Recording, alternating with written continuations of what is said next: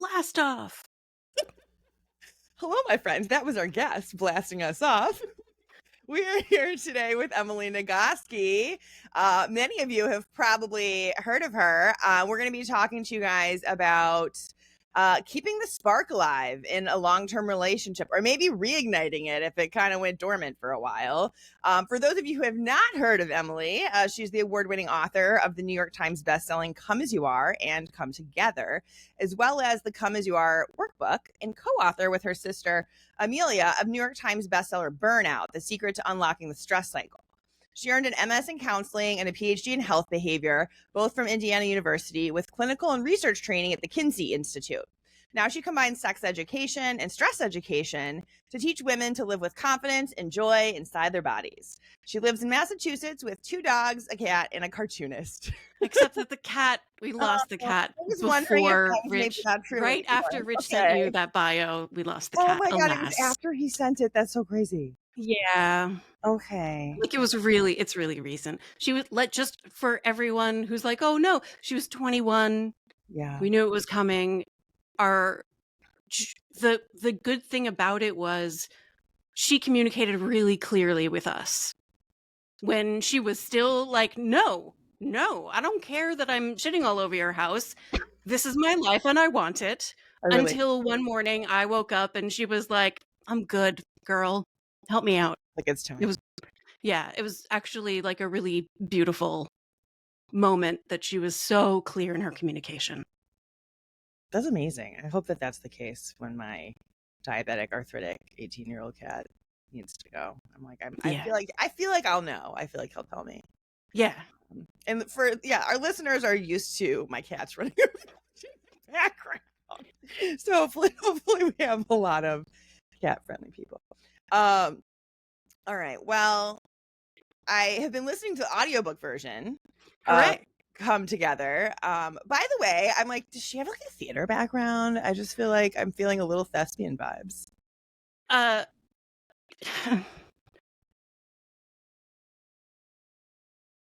I don't want to say yes, but the reality is, like, I was in a high school drama club, and I participated in community theater, and I like all that stuff. I have no professional training, except that my twin, Amelia, has multiple performance degrees. Oh, She's that's right. a choral conductor. Music professionally, yeah. And when I was preparing for my TED Talk, for example, my big old TED Talk about arousal nonconcordance, Amelia is the one who trained me, who was my coach while I was preparing. So cool.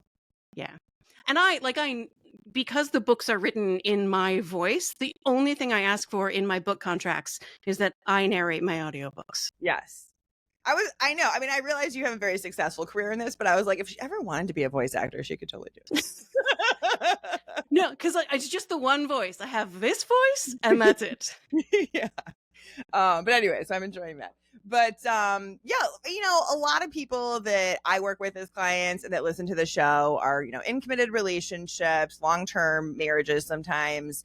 And I kind of feel like it's inevitable. And you mentioned this in Come Together that, relationships go through seasons, So I actually would love to start with that. Like, what are reasonable expectations of your long-term sex life? Yeah.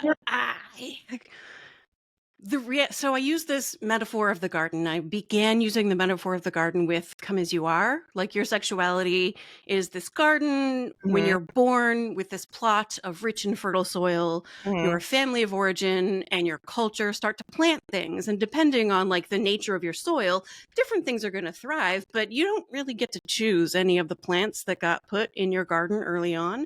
And they teach you how to tend the garden, and you don't get to choose that either.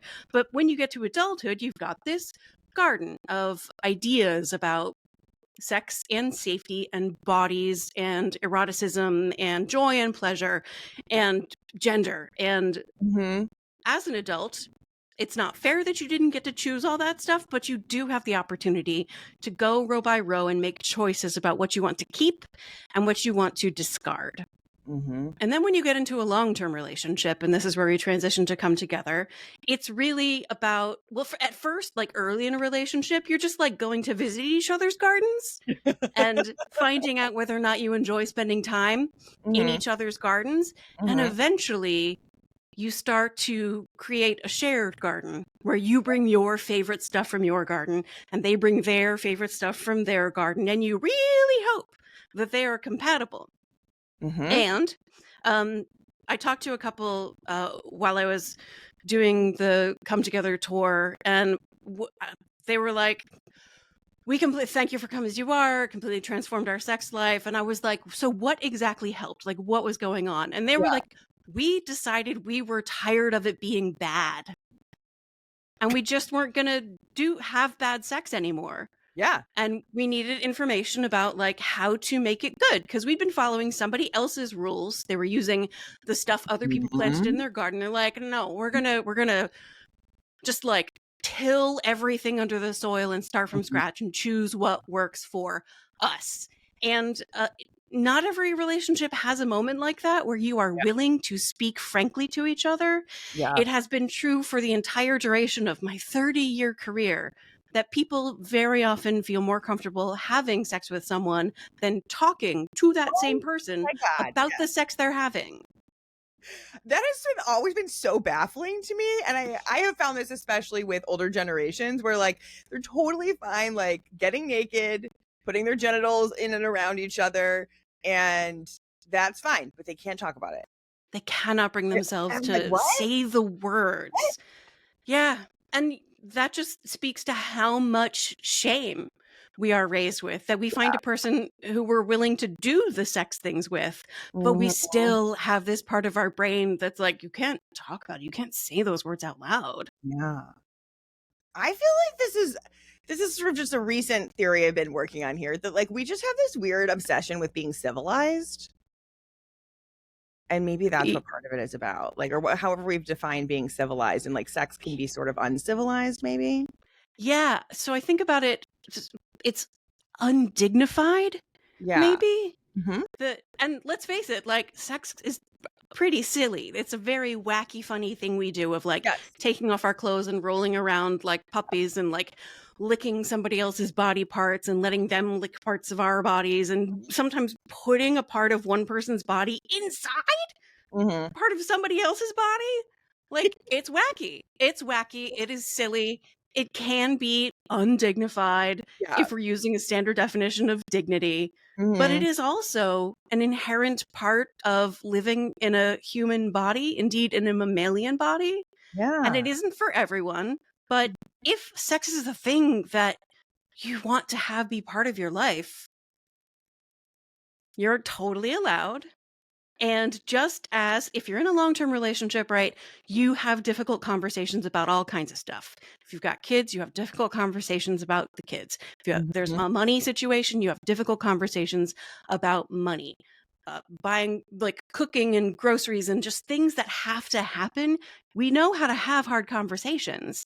Sex conversations have just that little bit of extra difficulty because I mean, a lot of us were raised with shame around money. Yeah. And so we have to overcome that. In the same way, you have to overcome the shame about talking about sex so that you can have the sexual connection you want to. In order to have the money conversation, you have to believe that it is worthwhile, worth putting in the effort. And same thing with sex. You have to feel that it is worthwhile. It is worth the effort to Mhm. overcome that shame and co-create the sexual connection that you want to have together. Does Yeah. that make sense? Totally. And I think the piece you're saying about like believing it's worthwhile is actually really important. I surveyed my email list recently and was like, what's the main thing stopping you from getting help with your sex life? And I think one of the big ones and is hope. There's a lot of like, I don't really Yeah. think it's gonna change. Yeah. There's nothing I can do, Yeah. people Well, think. what do you say to that for the people who are kind of hanging out in that camp? Yeah. What have you tried? Is my first question. Like, what have you done so far? Yep. Because so often the answer is literally nothing. Literally not one conversation have they had. Mm-hmm. And no wonder they don't have hope if they feel like there's no way even to introduce the topic, to have the conversation. Of course, it feels like an intractable problem because the wall, the barrier, lives inside them, their bodies. They didn't put it there. They're not the ones who decided. I know what I'll do. I'll introduce this enormous wall of shame inside this person's body so that when they are dissatisfied with their sex life, they have no access to connecting with their partner and making it better. Somebody did that to you if you have that wall of shame. And you get to recognize, oh, shit, when people start talking about sex, something happens inside my body. I get a flush of like either shut down or activate fight or flight. And like, no wonder I don't want to talk about it because somewhere along the line, somebody taught me that sex is something scary that I need to be protected from, as opposed to learning that it is a potential source of joy and pleasure and connection and intimacy with a person that you get to choose. Yeah. There's like a lot that goes into it. As much as it's like, just have a conversation. It's like, well, yeah, there's the wall of shame about sex, and there could be like attachment, issue walls Yeah. up. Fear that if I bring it up, either my partner's going to take something personally and I'm going to offend them. They're going to hear the conversation as criticism and they're just going to shut down. Or I'm going to say something about what I want or like, and my partner is going to like never be able to look at me again because the thing I say I want and like is so shameful. Yeah, So I really recommend, if you are in a like there's no hope situation or like I don't even know where to start situation, start with a conversation about the conversation, the meta conversation. Totally.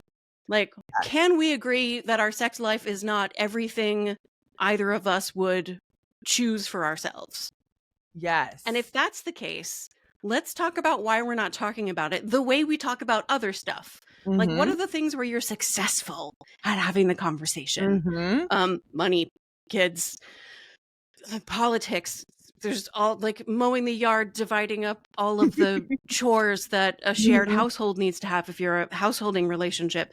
Like, you have got hard conversations about lots of things. So what are your strengths as communicators? And if you want to, you can start with like, let me tell you about the time. I mean, this is a real life example from someone that I met at a conference. She's a boomer, and in the late 50s, early 60s, she was like making out with a high school boyfriend. And her mother comes bursting onto the porch and like shames that guy away. You need to leave. And brings her into the house and says, what you were doing, that's sex. And it was very, like, just so shaming, so shut down. And it comes from this place of fundamentalist, evangelical, Christian, Southern, being a lady point of view. And the reason I met her at the conference is she had totally recognized what had been done to her and why in her marriage that failed, she felt so shut down around sex. And she decided she was just not going to do that anymore. She was going to figure out what it took. She was going to recognize that her eroticism, her pleasure in that kiss, her joy in sexual connection was as much a gift from God as any of the other aspects of her personhood. And she like taught sex education through her church now. Oh my God, that's so cool. Yeah. I love that. But like that early shaming, like you're not choosing it. So I was raised in quite a comparatively positive sexual education family. But even so I was about 11 years old. I must have seen the word vagina in a book at the library because my mom was driving me home from the library. And I asked, hey, Mom, what's a vagina? I do not remember any of the words she said, but I do remember this like flash of emotion that happened in her body. This like confusion and embarrassment and like, I don't know what to say. So when I got home, I looked it up in a medical encyclopedia and that taught me what a vagina is. But her reaction taught me how to feel about it. Yes.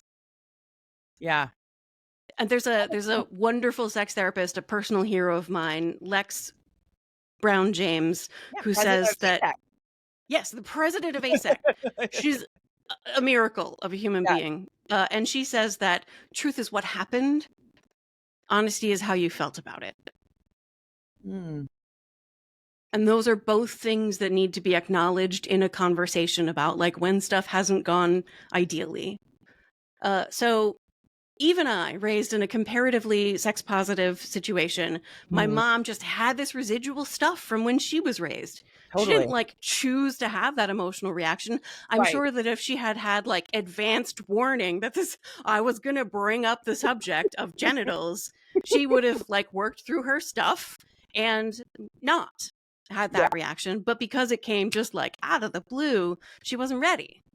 And a It's lot of us have similar kinds of stories. totally. I'm thinking of the first time I heard the word vagina, and I remember thinking it was a made up word. I'm It like, doesn't what? sound like a real word, right? It doesn't sound like a real word. Like, and this kid was like, that's what your genitals are called. I was like, no, Yeah. I don't think And so. I'm trying, like, so vagina when I was 11, Yeah. vulva when I got to college. Okay. Like, that is the gap between fourth grade and Hmm. first year of college, is how long it took before I went from this is my vagina to, oh, this is my vulva and my vagina Right. is the part of it. Yeah. And like, what about clitoris? I'm like, when? I don't even know when I learned about this stuff. Yeah. Clitoris again. Right. I remember getting diagrams of external genitalia in high school because, again, I Hmm. had some sex education. Hmm. But one, the illustration of the vulva did not include the clitoris at all. Just It was leave that part out. just leaving it out. Hmm. And the only question I specifically remember from the multiple choice test on the sex education segment, the prompt was he's lying, and the correct answer was the withdrawal method. Oh gosh. Yeah. And that's relatively good sex education in America. Well, I know, even the fact that it exists. I mean, yeah, Right. I can't even I got imagine. taught about condoms and how to use them, right? I Right. got Yeah. taught about that birth control is an effective way to prevent Mhm. pregnancy. I don't know if we got taught that. I know that in junior high we had like abstinence only. It was Yeah, kind of me like, too. yeah, you know, And and then I'm old enough that my junior high sex education was mostly HIV. yes. Ours was HIV and don't get pregnant, ruin your life. So there was certainly no mention of pleasure or connection or anything Right. positive. Yeah. Okay, so back to our committed couple people in relationships Right. who probably have some of the same history that we just Yeah. mentioned. And acknowledging this history, Mhm. like maybe it's easier before you start talking about your shared erotic connection that you're trying to repair. Like, talk about all the ways harm was done to you that, like, you didn't pick that. I like that. You're bringing all this, like, Yes. garbage into the and this is the stuff in your garden. These are the weeds and the, Yeah. like, toxic plants that just take over everywhere that, like, nobody wants that in there, but we Mm-mm. have to recognize that they got put there if we're going to Mhm. notice them and pull them out like weeds and throw them on the compost heap to rot. Yeah. And like how helpful to know your partner's weeds and to know that they're Yeah. aware of them and that they want to remove them. Yeah. Like Which is that's why there's a whole chapter on gender stuff. yes. The binary, this mirage of the gender binary that all Yeah. of us got trained into Yeah. very often from before birth. We're being trained that there are rules about how we use our bodies and what we're allowed to experience as erotic people and as loving people. Like, there are rules we have to follow. And by getting explicit about, like, here's what I was taught about what it Mhm. means to be a man. Here's Yeah. what I was taught about what I'm supposed to be doing as a woman. And here's what my identity is now. Mhm. And here are the ways that this stuff doesn't feel like a fit. Or here's the ways that this idea seems good on the surface. And I really like the idea of being, I was raised as a girl and I identify as a woman. And I love the idea that, like, a core part of me is being nurturing. And also, there's only so much nurturing I can do without receiving nurturing in return. Yeah. Yeah, that's good. And as I'm hearing you say it, I'm also like, I feel like I was like born a feminist in a lot of ways, and yet I'm also sure I still have blind spots as to even like how I've been influenced to like be a woman and what that means. Yeah, when I see all kinds of like social media resources about deconstructing the ways white supremacist, cis heteropatriarchal norms have been embedded in us from so early on in our lives, the Mhm. last thing they ever touch on is our sex lives. Not surprising. Yeah. Yeah. But I mean, so I guess I want to say to people too, like it's a journey, like maybe there's some things where like I recognize I was taught to like do the dishes as a woman, or I recognize that, I was taught that it doesn't matter as much how much income you earn or whatever, or I was taught to like, oh, yeah, always be nice or supposed to be pretty and that's my worth in the world.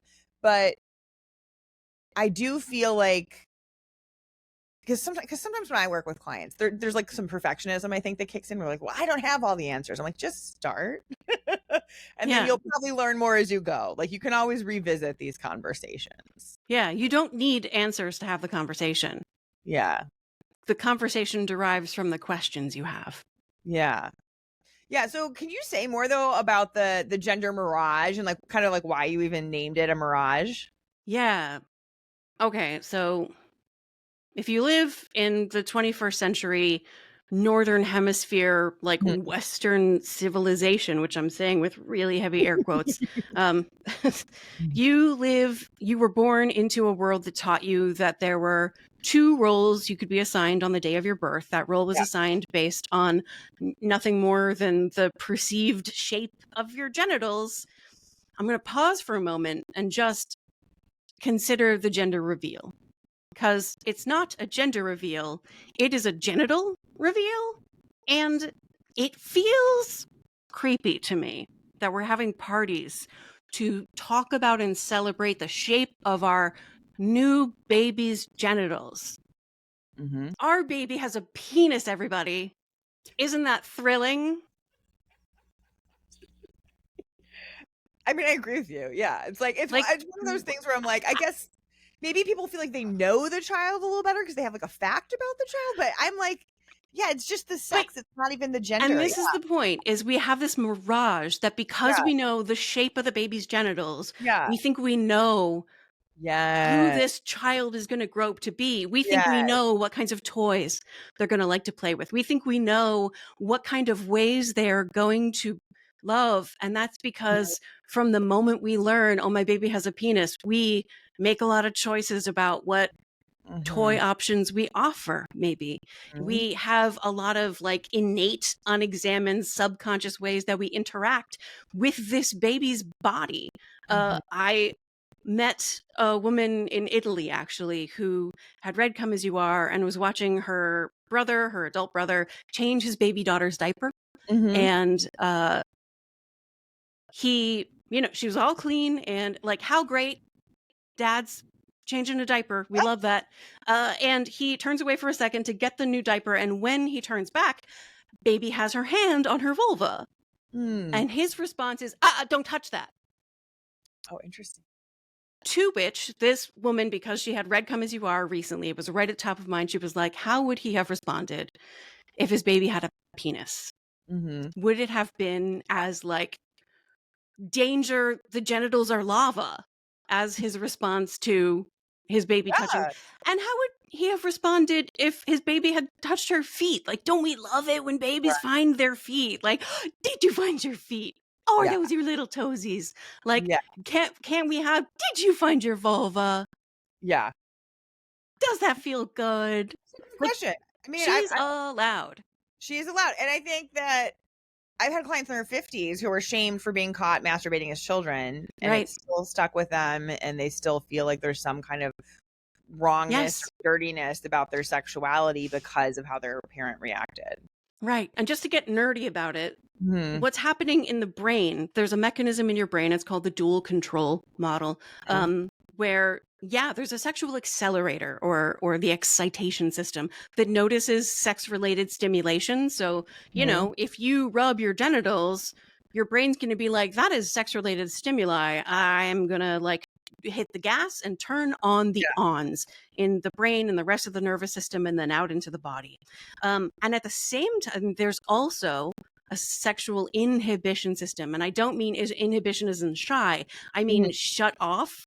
Mm-hmm. Uh, and it responds to all the good reasons not to be turned on right now. Right. And it's everything you see, hear, smell, touch, or taste, anything you think, believe, or imagine, and any sensation in your body. And when you are interrupted and shamed for masturbating, what happens is you're aroused already because you're masturbating. Somebody walks in and says something judgmental and shaming. And what your brain learns is that that level of arousal is itself a threat and a reason not to be turned on right now. Yeah. So a lot of people who have those early experiences of being shamed and judged struggle with orgasm. Because you get to a certain level of arousal and your brain's like, oh, this is something potentially dangerous and we should not get turned on anymore. And it hits the brakes. Yep. And you have to learn how to let your body experience that level of arousal, let your body experience that pleasure, know that you are safe and you are entitled to that pleasure. That sensation is not dangerous and you can allow that sensation to grow when you choose it.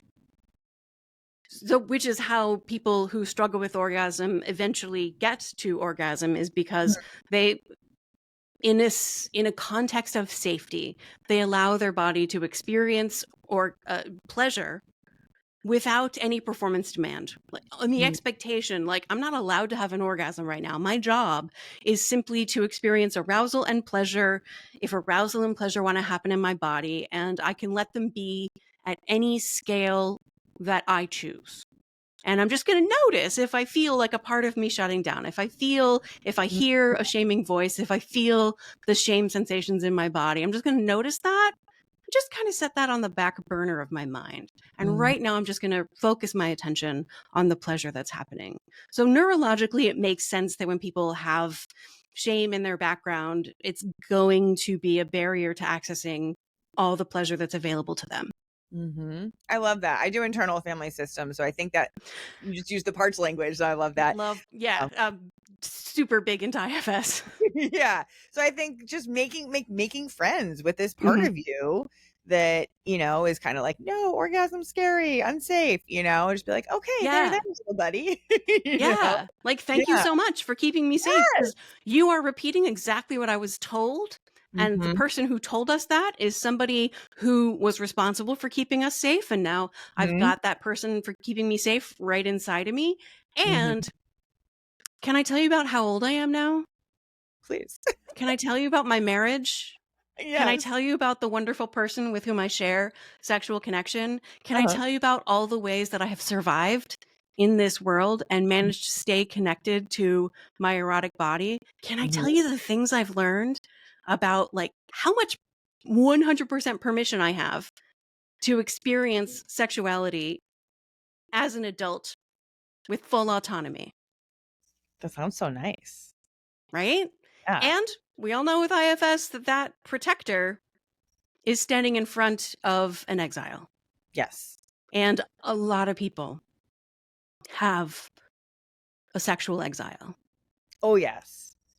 That's like part of why I do this work, because I just feel like there's so much shadowy stuff in the area of sex. Yes. It's just unconscious. And I was like, let's just shine the light of day on some of this stuff and like make it okay. And the thing, what makes, I literally have a section on this in the second half of the book. What makes shadow work hard is that, like, it's in a shadow, and it is like your body doesn't want to see it. Your brain doesn't want to see it. So unless you're like, I'm going to shine a spotlight there, and it's like nothing, there's nothing there. No, there's nothing to see here, ma'am. Step aside, move along. I know our systems are so clever, honestly, like so hiding smart. Need to hide. But like I was actually doing some of this yesterday with a client, and she started out, she's like, it feels like a cluster of parts. And she used the word dark too, and she was like, it's dark. But then as we continue kind of doing the work, and we're bringing some self energy in, and we're asking any like apprehensive or judgmental parts to kind of give some space and hearing out their concerns, then it starts to morph. you know? So then it's like if there's a visual image or if there's a feeling of like, ooh, keep away, it starts to shift and change. And so it gets a little bit less dark and a little bit less dark until it's not dark anymore. Yeah. I think that's pretty cool. And then you meet somebody who was hiding. Right. Yes. Yeah, maybe the little XL comes out and was like, it was me. Yeah. I'm here. Yeah. Yeah. Please help. And you get to be like, hey, girl, hey, Yeah. you were safe the whole time. Oh, that's so cute. Or you weren't safe the whole time. Right. And I'm here now. Yes. And you're safe now. And I will always keep you safe now.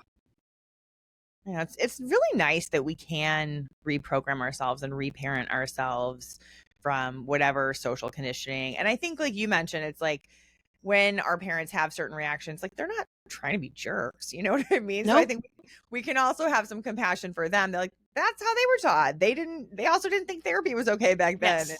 You know what I mean? It's like they were doing Yeah. the best they could, but it's like we get to take responsibility and make change now, which is cool. Yeah. I think it's reasonable for people to like move through an experience of anger that they did not get more and better education from whatever system, from Yeah. school, from church, from family of origin, Mhm. from whatever religious organization they may have been participating in, and from their friends, from the media. You Yeah. can be angry about how bullshit Mhm. your education was. Mhm. And you can forgive the people who were involved because they were recapitulating what was done to them. Yeah. And people are doing their best. Sometimes their best is really not adequate. It was still their best. Right. I think that, yeah. And That's we fair. started with a question of like, how do you have the conversation with your partner? Like, if you've got Yeah. all this Yes. living in your body and this is your barrier to starting the conversation, and the real reason you feel like you have no hope is because you are trapped in the darkness Yep. that you were taught to believe is inherent in sexuality. Mhm. Yeah. Yeah. Yeah, there's like a lot to unpack there sometimes. Yeah. You know, which is why people like us exist to help out with some of that. So let's talk a little bit because you also talked about in the book like changing bodies and obviously stress. Like those are often things that happen where it's like, oh, someone had a health issue and then this life stressor, this caregiving of the parents, and then it's like now we haven't had sex in a while. It got kind of weird. How do we even How do we deal find with our way that? back to each other? Yeah. Yeah. Like, so the garden that we like put all this effort into early on in our relationship, like it has just been overtaken by weeds because it has been neglected because life happened, and life does happen. Yep. It happens to, like, the whole origin of Come Together is how writing Come As You Are totally destroyed my sexual connection with my newlywed husband, who, as we have established, is one of the greatest human beings on the face of the earth. I know. Before we hit record, I was like, is your husband just someone that like everyone likes? Because I could tell via email. And Emily was like, yes. Yeah. Everyone likes him. Yeah. And I'm really lucky. Yeah. And it doesn't matter how amazing he is. Like, my life was so stressful. My brakes were just like jammed on. And I would follow my own advice. Like, so let's talk about solutions. Yeah. The solution, you talked about keeping the spark alive. I say, fuck spark. Okay. Spark is not the thing. Okay. If we talk about Peggy Kleinplatz runs the Optimal Sexual Experiences Lab. And in her wonderful book, Magnificent Sex, so good, right? So good. Please, everyone read it. They've interviewed dozens of people who self-identify as having extraordinary sex lives. And don't you want to know what that sex is like and how you get to be a person who has it? Totally. Desire, spontaneous desire, like spark, Yeah. barely scrapes into the top 10 characteristics of great, optimal, extraordinary sex. It is not the thing that people who have awesome sex are looking for. They are looking for, well, the most important, they're looking for pleasure. So instead of waiting until you feel horny or trying to put a lot of effort into like creating a horniness experience for yourself, put a lot of effort into creating a pleasure experience for yourself and your partner. And when things are not too bad, you can start off with like, you set a time, and I know scheduling is not for everyone. So sometimes it's going to be spontaneously like, let's try it now. What do you think? But for a lot of people, scheduling it is important because like Mhm. we're busy. Yeah. There's nothing that happens in my life that isn't in my calendar, right? Like, Yeah. and it takes time and effort. What are you willing to eliminate from your calendar to create the time and protect the energy required to share an erotic, pleasurable experience with this person? Mm-hmm. What are you willing to downgrade and make sex more important? Yes. So that's one part. And then the next part is, what do you do when you get there? And Right. like, get whatever you want, but like a great place to start is to take off your clothes, let your skin touch your partner's skin, and see what happens. Because a lot of the time what happens is your body goes, oh, oh, this is a good idea. Yeah, let's do this. Yeah. This. Yes. That's called responsive desire. And it is the way sexual desire works in most long-term relationships. Not all long-term relationships. Some people experience primarily spontaneous out of the blue desire their whole lives. And those people have spontaneous desire privilege because we're taught that that's how it's supposed to work. But how it more often works is this responsive desire where you like throw the last of the kids' toys in the toy box, you put the last of the dishes in the dishwasher, and Yeah. you put your body in the bed, and you're like, it's time. Can we get this moving? Let's Yeah. do this thing. And that's normal. That's yeah, Totally. you are Yeah. doing it right. If Yeah. you are having Christine Hyde is a sex therapist in New Jersey who taught me this analogy. If you get invited to a party by your best friend, you say yes because it is a party and your best friend. Mm-hmm. But as the date approaches, you start going, but I have to find childcare. Right. There's going to be traffic. Do I really want to put on hard pants at the end of a long week to go to this party? But you know what? You said you would. So you spend the time to like remove the body hair and put on the body glitter, and you trim your ear and nose hair, and you put on the party clothes, and you show up to the party. Yeah. And what happens? A lot of the time, you have fun at the party. This is true. If you are having fun at the party, you're doing it right. It doesn't matter how you felt. You put in the time and effort to show up, Mm-hmm. and you enjoyed it. Yeah. And there is no amount of being like spontaneously horny to go to a party that's going to make that party worth going to if you are allergic to the food, if you are in the middle of arguments with people who are at the party, if they're Mm-hmm. not playing a kind of music you enjoy, Mm-hmm. if you're not having fun, doesn't that matter so much more than the fact that you were like, couldn't wait to get to this party?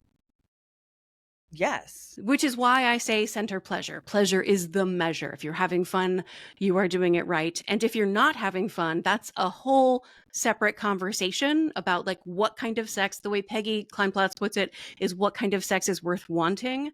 I like to say, what kind of sex is worth having? Yeah. What kind of sex is worth protecting the time and energy that it takes to engage erotically? Yeah. So one of my questions is, because I do feel like there's a category of people where they're kind of like, I'll give them like a hand job or a blow job, or like I'll do it because my partner wants to, but like I'm not like really into it, or like it's almost like they think if we start touching, I'll get into it, and then it's just like, okay, I'm kind of just like laying here. It feels like duty sex or obligation sex. Yeah. What's the difference between that and kind of just like, hey, maybe I don't have to get horny, but it still winds up being a great experience? Whether or not you're having fun. Yeah. So Okay. here's like a super concrete conversation people can have. It's 4 questions. 1, what is it that you want when you want sex? Mm-hmm. What is it that you like when you like sex? Mm-hmm. What is it that you don't want when you don't want sex?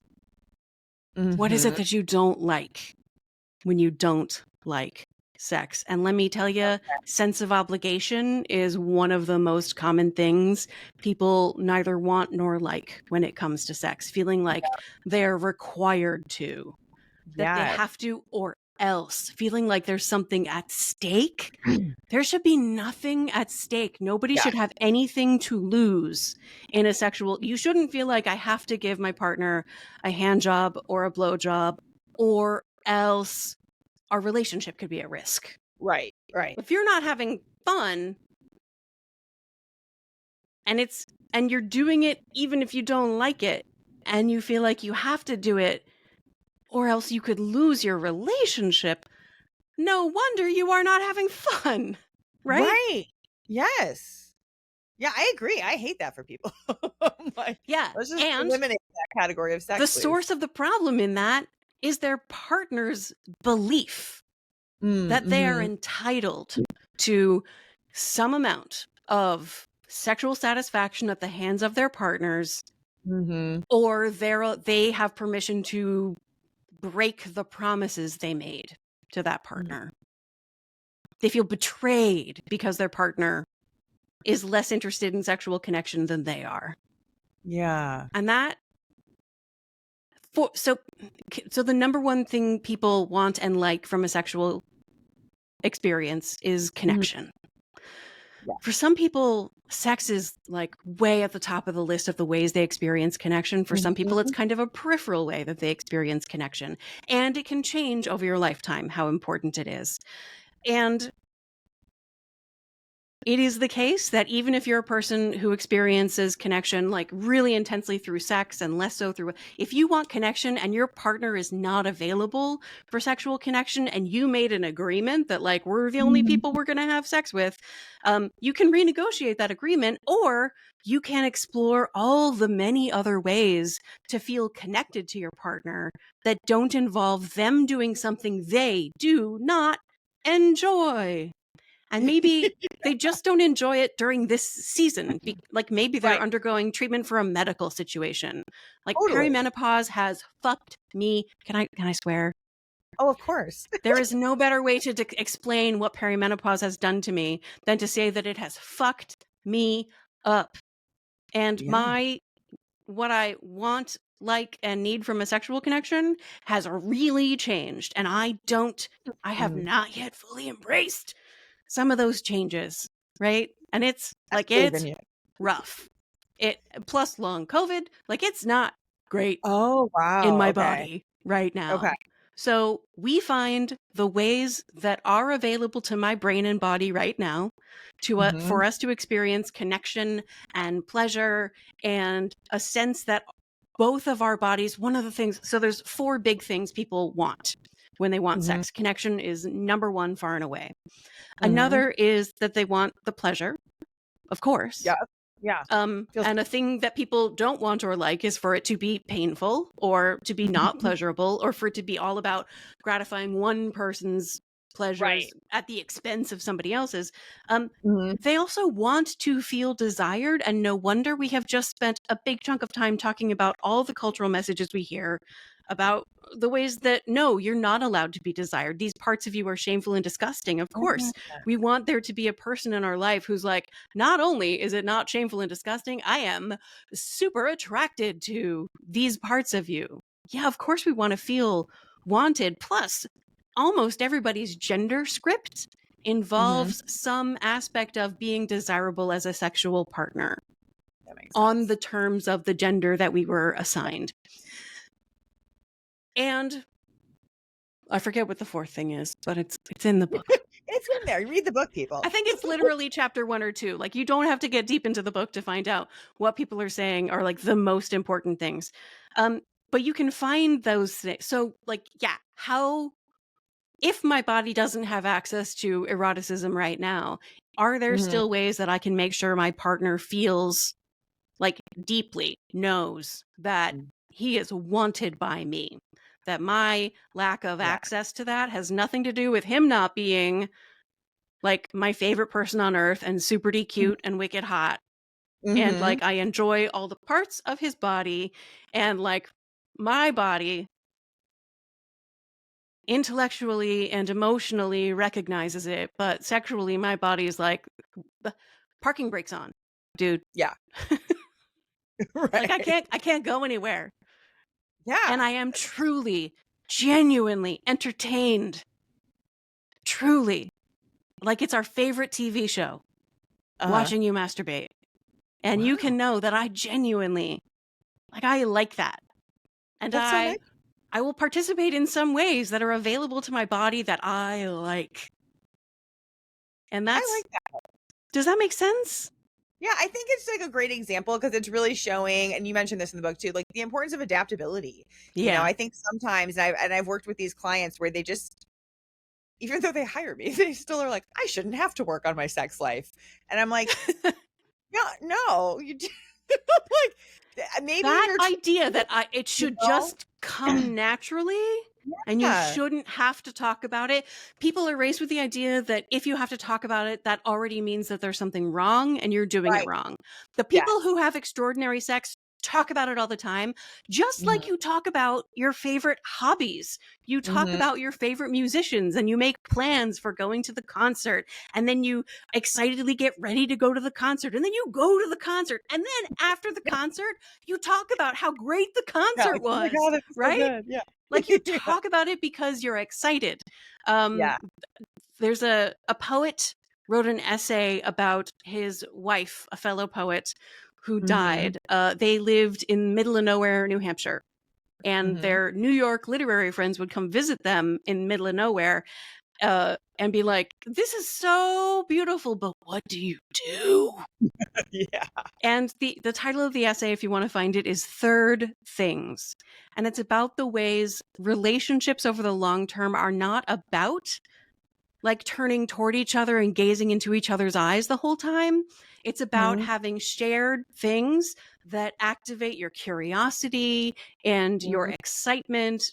For a lot of people, a third thing is your kids. A third thing is your favorite hobbies. A third thing is art. A third thing can be your favorite sports team. okay, And your third thing, I believe, can and maybe should be your sexual connection. If your sexual connection is important, it should be a thing that the two of you recognize you collaborate on and you co create. I And like that. when it's not ideal, you can talk about, like, okay, so what's happening now that makes it different from before? And what do we want to co create together that's different from what it is now? Love that. And what I think one of the things you mentioned in the book that's the third thing, and I'm probably going to forget the name of it, is like, but the map of the rooms. Can you talk about that? Because I really The liked that. emotional floor plan. Yeah. Yes.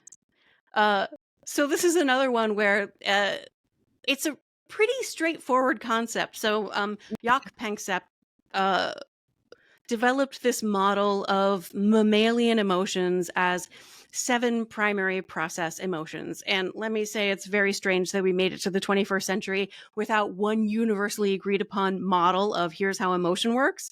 So I Yeah. had to pick one, and I picked the one that included sex.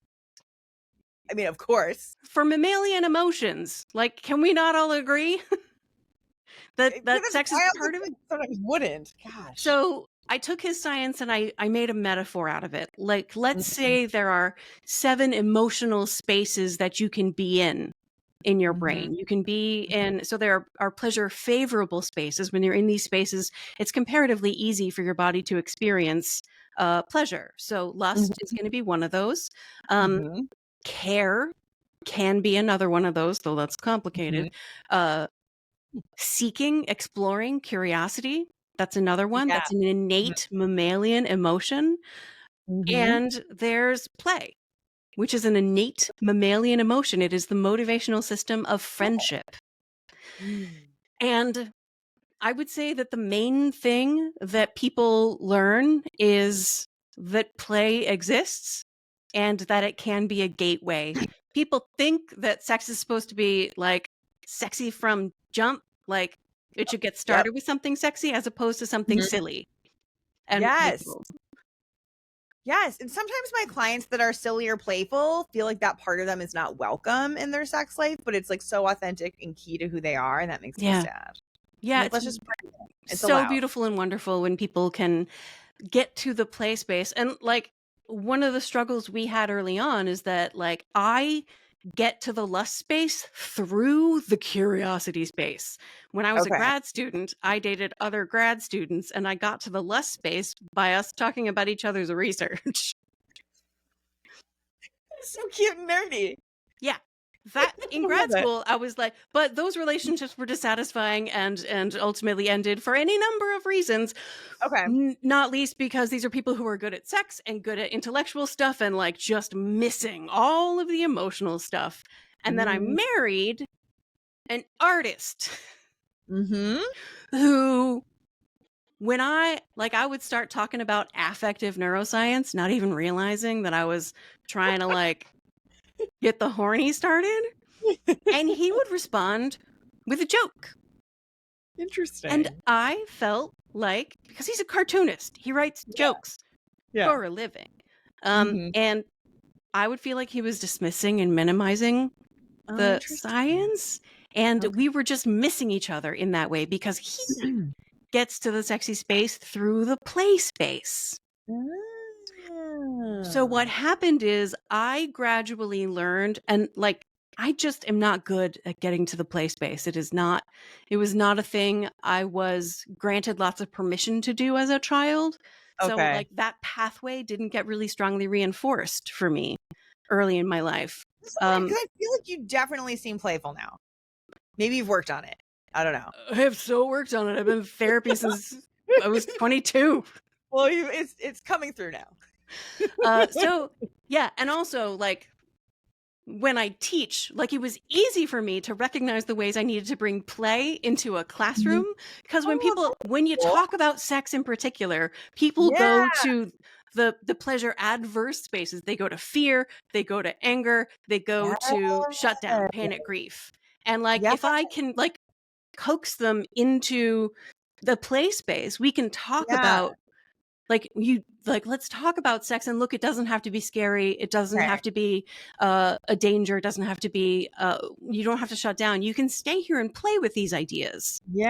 So I learned how to get to the play space because it was my job. That makes sense, because I saw you in person in Denver like a number of years ago. Yeah. And you were jumping around the stage and having a great time, and I was like, oh my gosh, she's so playful. Yeah. I learned how to do it at work first. That makes sense. Okay. And then I was like, oh, I need to learn how to do this in real life. So like when I say that the person I married is like the best person, it's not just the best person. He's the best person for me because a thing I needed was practice accessing the play space. And it didn't just improve our sexual connection. It made me a better human being. Aww. My whole adult life has been a process of learning to take myself less seriously. I relate. Yeah. And like finishing my PhD, for example, like I am not a person who's like, don't rely on external measures of blah, blah, blah, because like sometimes you achieve something hard and you're like, oh, truly, genuinely, I can let go of a lot of the defensiveness I've been carrying around that was making me kind of an asshole for a while. And like, it's just like, I did it. No one can ever take this away from me, even if all I ever do for the rest of my life is sit on the couch and eat Cheetos and watch reality TV. I still have a PhD. It's true. So I could stop needing to be a know-it-all. So like I'm in favor of that, but also I'm in favor of like, what if you didn't have to spend your entire life in school in order to feel like you already know as much as you need to, and it's not a source of shame or embarrassment just because there's something you don't know. Right. Yeah, it's so interesting how we all have like our little things, you know. We all have our things. We Yeah, sure do. and like we all have partners who can bring out things we don't love about ourselves, and those same partners can bring out like our favorite traits. I feel like one of the most important ways to know if a person is right for you, if you like who you are when you are around them. Yes. I think like friendships and just acquaintances, you know, like, oh, I feel like this person sees me a certain way that I don't like. That's not how I want to see myself. Or this person brings out this other side of me because the way they see me makes me just think I'm like the best thing ever, you know? Yeah. So I think that's so much of it too, is like how someone makes us see ourselves. Yeah. In a way. So that we Uh, can foster those parts of ourselves. Yeah, yeah, absolutely. yeah, totally. Where did I Uh, start this? Oh, we the were on. emotional floor plan. Yeah. Yeah, So I've got a lot of ADHD, so we digress a lot over here. play, important. Yeah, Recognizing that you have a fear response to sex or a anger response or a shutdown, panic grief response to sex is important it is. because there is no path into the lust space from Mhm. those stress responses. Does that That make makes sense? yeah, And totally. like it takes 2 chapters for me to explain. We're actually developing a card deck Oh, I love that. because people need to like lay it out. There's a lot Yeah, of that's a pieces. great It's like a idea. puzzle, and they Yes, need to like put it out in front of them yes, I like to that see because then what it's the all relationship is. Because the goal is not to get to the lust space; it's to get to the Mhm. room next door to the Yes. lust space, the room Mhm. next door to where the the uh the room where it happens. You don't want to get right there, but you want to get in Yeah. the room next door, and then Mhm. allow yourself to transition into the lust space from Mhm. seeking curiosity or care. No, Yes. I seeking think that's curiosity or play. brilliant because it's like you're creating the conditions, you're not forcing it, you're Yeah. allowing it. And I also think that mental shift of kind of at least being open to the pleasure is so Yeah. important. And if you are in a pleasure favorable space, you're going to experience pleasure even if you Mhm. never do transition into the lust space. Yeah. And that's an improvement. Yeah. And I think that like for people who are not experiencing much interest in sex to look at, oh, maybe I'm spending a lot of times in the like not pleasure favorable rooms, you know? Right. That's good to know. So when I tried to follow my own advice of like you take off your clothes, you get in the bed, you let your skin touch your partner's skin, Uh-huh. what happened to me was not my body going, "Oh, yes." What happened to me was I burst into tears Oh. because I was spending so much time in the fear space. I was so stressed, just like worried Mhm. about whether or not I was doing it right and doing a good enough Mhm. job. I was Mhm. writing a book and working full time. And uh, what happened was my body would touch my partner's skin and it would say, "Oh, I'm safe now." And it Mhm. would just like let go of Mhm. the stress response. Mhm. And that came out in tears of like the relief of finally feeling like this is a place where I am fully safe, which is really lovely and nice. And it is not sexy. No. And what would happen after I finished crying is I would fall asleep because my body was exhausted. And then when I woke up, I could like take a bath, take care of Mhm. myself, and then come back and have a sexy time. Mhm. And my partner's incredibly generous, patient, understanding response Mhm. was part of what held us together through this difficult time. He was not judging me. He didn't like shame me with his disappointment that we weren't actually going to end up having sex today. He was Mhm. like completely understanding, which is like he's again best person in the world. Yeah. It was actually shocking to me when I told that story for the first time and somebody was like, "I bet he was really disappointed." And I was like, "If he was, I never heard about it." Wow. Yeah. I mean, I think that crying and someone being present and holding space for you is so connective. It's just a So different kind of connect. Yes. yeah. And it was me feeling connected Yeah.